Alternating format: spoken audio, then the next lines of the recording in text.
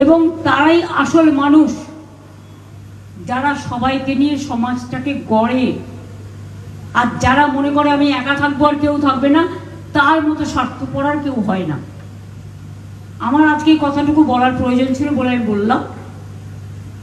আর জিএসটির যে অ্যাডভান্টেজ আপনারা পাচ্ছেন, আমি চাই আপনারা আরো পান। তাতে রাজ্যের সব কেটে নিলেও আমার কিছু যায় আসে না, মানুষ সুফলটা পাক। আর ইন্স্যুরেন্স কোম্পানি যেন টাকা না বাড়ায়, প্রিমিয়াম যেন না বাড়ায়, এটা আমরা কিন্তু পরিষ্কার বলে দিয়েছি। কিন্তু তাই বলে আমরা কিছু বলছি না বলে, ভদ্রতা করছি বলে একতরফা টাকা যাবে আমাদের আর ক্রেডিট নেবে তোমরা, তা তো হবে না। ক্রেডিটটা রাজ্যের, ডিসক্রেডিটটা তোমাদের। তোমরা হিরেতে ট্যাক্স বসাওনি, জিরেতে বসিয়েছিলে। মানুষের প্রতিবাদ এখানে ক্যান্সারের ওষুধে বসিয়েছিলে, কিডনি ডায়ালিসিসে বসিয়েছিলে, অল অ্যান্টিবায়োটিক্স যত ড্রাগ বসিয়েছিল। এখনো ওষুধের দাম লাগাম ছাড়া।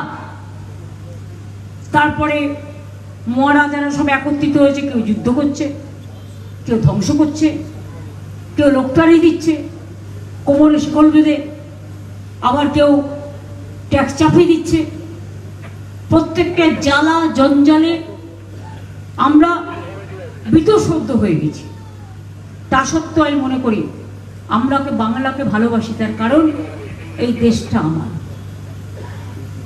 বাংলা না থাকলে দেশটাই থাকতো না। আর বিভাজন করার মানে দেশটাকে ভেঙে দেওয়া, আর ঐক্যবদ্ধ থাকা মানে দেশটাকে শক্তিশালী করা। আপনার তো প্রয়োজন নেই অন্য ধর্ম মানা, কিন্তু আপনি অসম্মান কেন করবেন? একটা স্কুলে গেলে বলছে, আমি নামটা জানি, তাকে ধরবো, ধরেছিলাম একবার।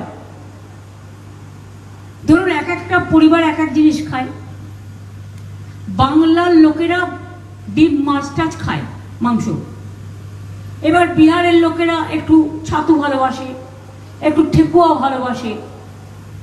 ধরুন সাউথ ইন্ডিয়ানরা ধোসা ভালোবাসে, গুজরাটের লোকেরা ধোকলা ভালোবাসে, মারাঠার লোকেরা তাদের মতো খাদ্য পছন্দ করে। এক এক দেশে এক এক রকম। বাচ্চাদের স্কুলে গেলে বলে দেওয়া হচ্ছে, বাড়ি থেকে 5 বছরের বাচ্চা, বাড়ি থেকে লাঞ্চ নিয়ে যাওয়া যাবে না, মানে সকাল 8টায় বাচ্চাটা বেরোচ্ছে। এবার তাকে ভাত রুটি কিছু না, খাবার কি আমি শুনেছি পাস্তা, তার নাহলে নুডলস। এটা হয় কখনো? মানে সব ননভেজ খাওয়া বন্ধ। যারা করছে তাদের সাহসটা বড্ড বেশি। আমার কথা হচ্ছে, কে ভেজ খাবে কে না।